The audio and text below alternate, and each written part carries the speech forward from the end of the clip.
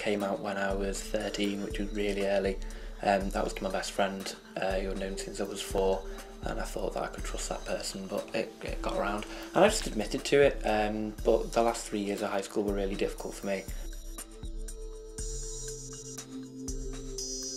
A lad that was like 2 years younger than me or something, like came on to me and then basically told the teachers and all, and his mum that I came on to him and basically got outed like that. Well, it's gone better over the years because I didn't come out until after school, but it's not because of it was basically the people there, they were a bit like, oh.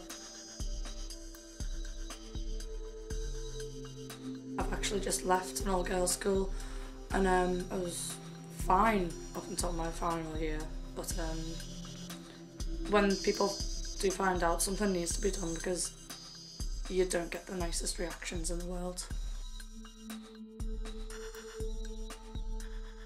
While I was in school, I actually did come out and I had Dyke written all over my work and people would shout at me and things like that.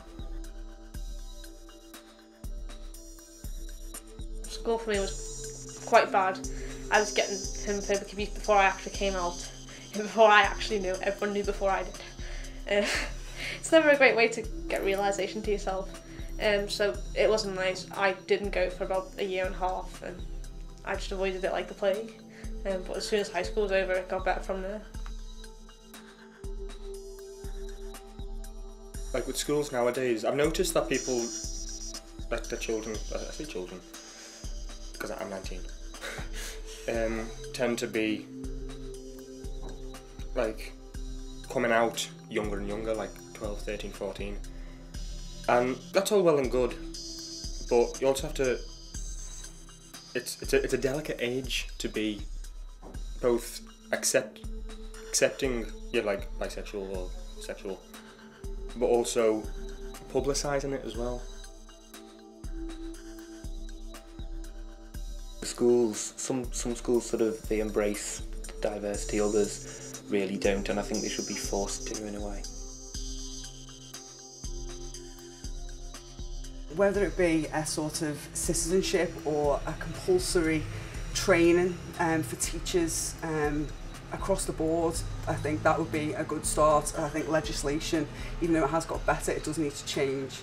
I think that if teachers were told that they couldn't talk about black issues because they don't have black people in their school, there'd be an uproar. But I think a lot of schools, because they feel they don't have gay people or out gay people in their school, why should we talk about gay issues? And I think that sort of is a barrier for young people not coming out because they feel, well, they won't be listened to, or they won't be understood, or they won't be taken seriously, really.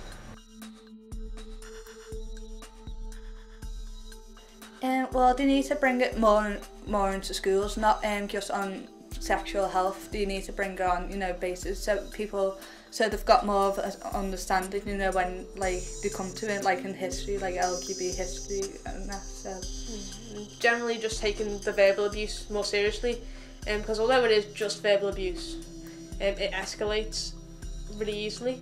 And I know that the police have started to take it very, very seriously at the moment. So I think they're taking the right steps. But it's just generally informing people the consequences of using such language, because you can literally get arrested for anything now.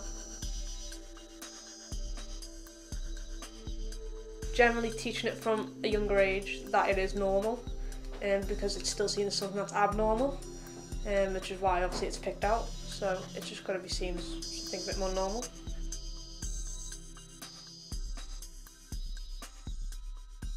More challenging in schools. A lot of teachers feel inequipped really to deal with challenging discrimination, and regardless of what form that discrimination is, every teacher should have the skills necessary to be able to challenge and educate young people. You don't need to be an expert in the field to be able to talk about gay issues. It is just about human life, that there are differences, and it is about respecting any sort of difference.